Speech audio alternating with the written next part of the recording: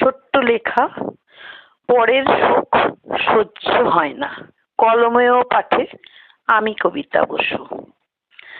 যখন তোমার মাথার উপর ছিল না ছাদ, পরনে ছিল না দামি পোশাক, একটা ছোট্ট বেড়ার ঘরে অতি কষ্টে দিন কাটাতে, প্রতিবেশীরা ছিল খুব খুশি, কারণ পরের সুখ ওদের সহ্য হয় না। এই দ্বীপে কিছু জন্তু আছে, তারা কেবল নিজেদের কথা ভাবে।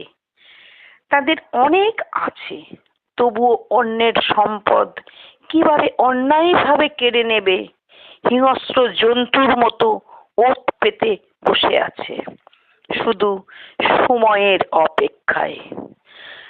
দুর্বলতার সুযোগ নিয়ে তোমার সর্বস্ব কেড়ে নেবে। কাউকে পথে বসে থাকতে দেখে ওরা খুব খুশি হয়, কারণ পরের সুখ ওদের সহ্য হয় না।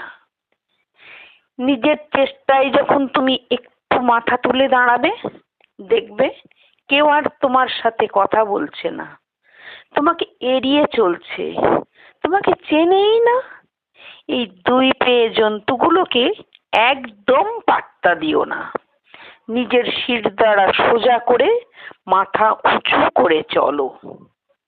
ওরা চেষ্টা করবে আবার তোমাকে ছোবল দিতে, কারণ পরের সুখ ওদের সহ্য হয় না।